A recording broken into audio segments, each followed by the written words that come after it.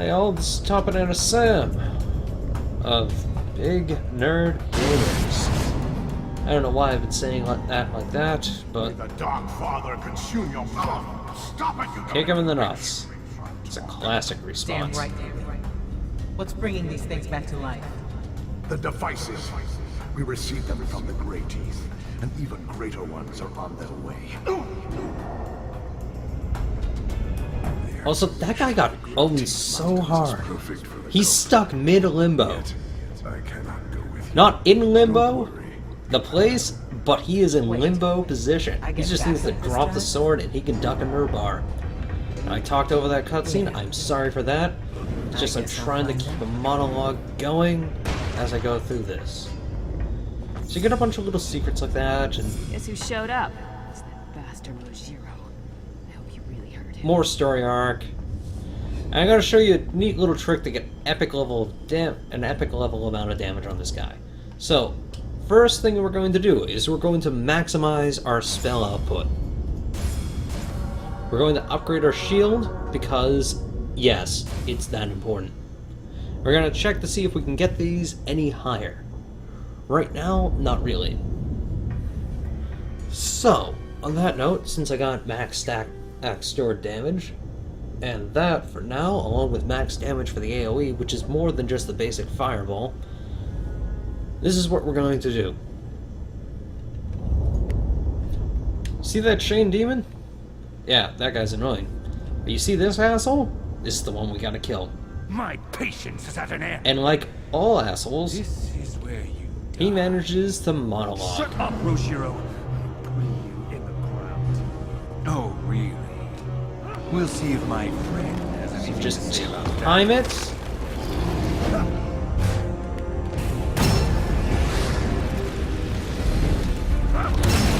And you kill him. There we go. Now you just need to deal with this guy. This guy does hit like a brick, so watch out. It's important to keep a pillar to the left or right of him, depending on what his throwing arm is. I think it's always the same throwing arm. And yes, he does walk through that. And I don't think you can freeze him. I could be wrong though. Either way, get mastery on him, blast him. It's the fastest way to take him out. Oh.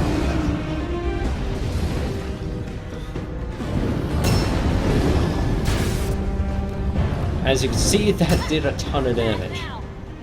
To me.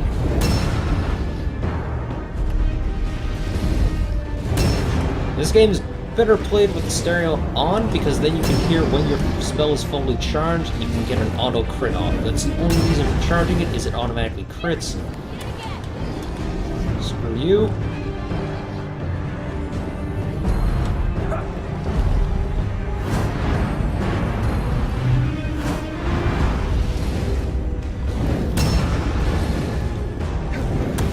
Come on. Got him stun locked.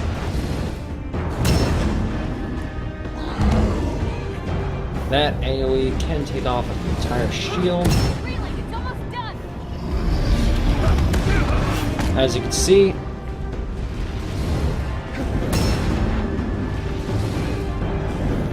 and my fireballs are stunning him.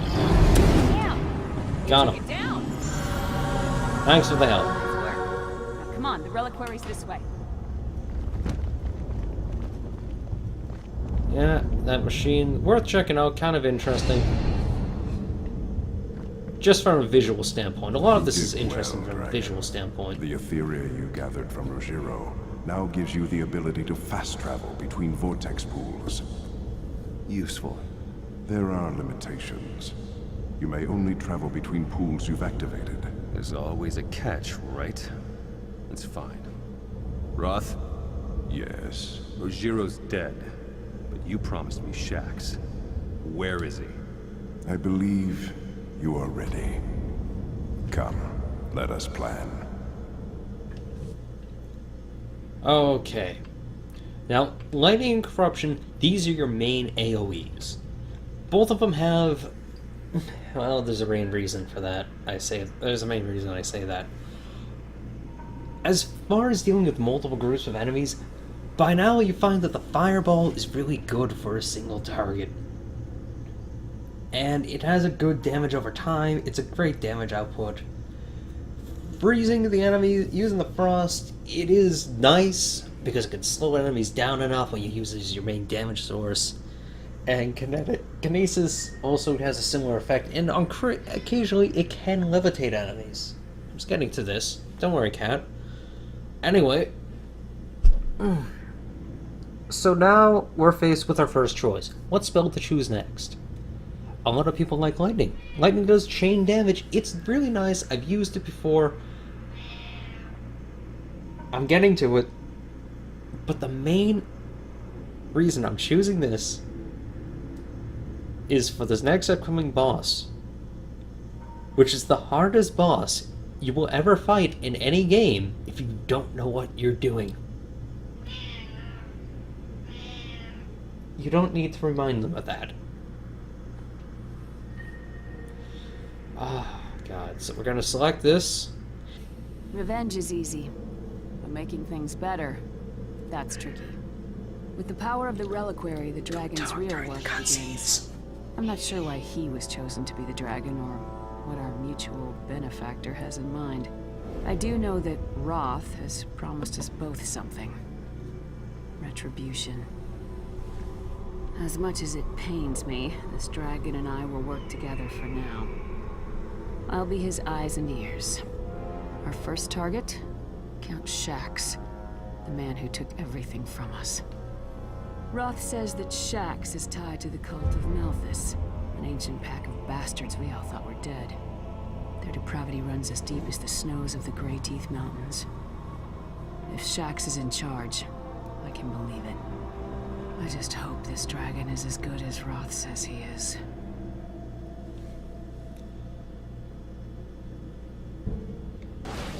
And we're here. So, I bet you're wondering, how do you change sigils? Well, real quick. There's a cutscene that doesn't happen unless you do change your sigils, so we're gonna go into that. Now, sigils only level up when you have them... yeah, we'll take this one off. You lose your level progress, not just how much it was before, but the entire progress. You can swap these out and not have them favored, and it will keep the level that's current on them. However, you won't gain any level for that. This is a... how to put this? You need to have this shit X'd in order to gain any kind of level on it. And I didn't go into sigil levels, I'm gonna go into that real quick. This is an annoying mechanic though, and I wish they would fix it so that no matter what sigil you currently have, it kept the current that the other ones would keep their level.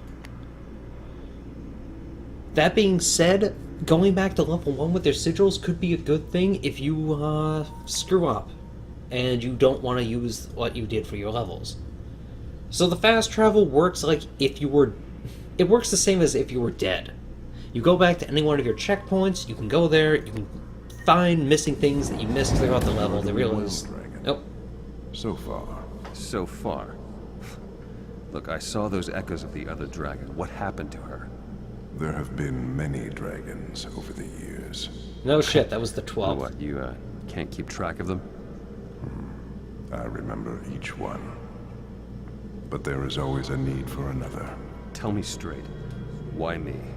I looked for one with the ability to harness magic. I chose you, and you haven't disappointed me yet. The previous dragon laid the groundwork. You will succeed where she did not. I'm no crusader. I just want revenge. As you wish. If you're ethereal, how are you casting a shadow, and why can I run into you? Anyway, let's get into levels. So you'll see at the bottom corner here, this.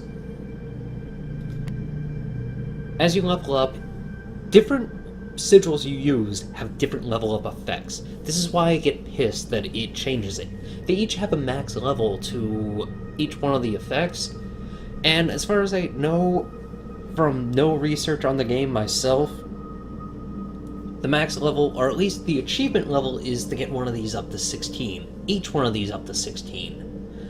Which means their max level probably is 16. So you can max out each one of these stats. And, you know, for the most part, it can be worth it. Except with fire, you're always going to be using the charge, so the crit chance is really not needed. However, crit multiplier, definitely a good way to go. I don't know what I hit for the kinetic. I probably just upped the crit multiplier, which is also good. I guess. I don't know. Anyway, so what we're going to go ahead and do is we're going to change things around a bit. And this is where we're going to get into better spell crafting. I'm actually going to show you what I do for crafting spells. What I found works, what I feel is the best way to go for as far as crafting. As far as we go, however, right now we don't really have the components that we need. So I'm just going to go ahead and leave that alone, save for... leave one of the spells alone, save for this. Actually, let's go ahead and upgrade this. Let's get that to an epic. So we're gonna use a mastery. It doesn't matter which ones you can use whatever's available. I don't plan on making too many new masteries, plus this is old and it's going into a new one, so we're gonna upgrade, try and get a new effect. That's perfect. It's a faster charge speed, which, you know, for crit damage, must have. So we're going to take our corruption. We're going to go ahead and give it this lob. And our newly crafted damage output. And we're going to go ahead and equip it. Now, the reason for this is the other spell, let me just show you real quick. And I can show you equipping a new spell, an old spell, or a new spell, or anything like that. So, say I craft multiple spells, I want to get multiple layers and see what they can do. This is just the same thing as the fireball, however, it curves. It does home in, but it's so random and wild that it's not really that reliable. It kind of sucks. There it goes. As you can see, I was hitting the pillar, whereas with just a normal fireball, I always shoot in the same direction. Whereas that, you're really relying heavily on the auto-tracking to get to that point. Also, the fact that this is a control but it's a meteor,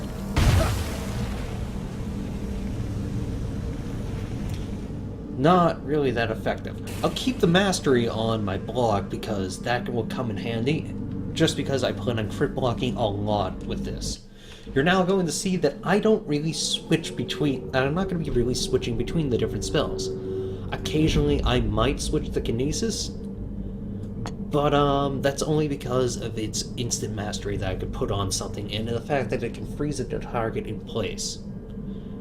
Anyway, moving on, so you start getting into things like this, where you have the one spell but has multiple different types of spell shapes. So you have a control, you have your mastery, and then you have your damage source. And you could flip this around. Like I said, you can play this game defensively if you were suicidal and an idiot, and you can make your block your main damage source. Which is one of the worst things you could do, or it could be one of the greatest things you could do. I don't really care what you do. So, this right here, great freaking scenery. Look at this. You can even see the guy's castle in the background. That's awesome. And once you get there, at a certain point you can look back and you can see the tower. I kid you not, it is well designed in that sense that if you see a tower in the background, or maybe it's that tower you see, but you see that giant thing in the background, you better believe your ass you're going there. And this is why it took forever to get through half the second level of this level. The first time. And then the second time. And why I ran through a majority of the undead. I'm not going to make any exceptions to this. I'm going to go going straight for those little sigils, but that's for a video for another time.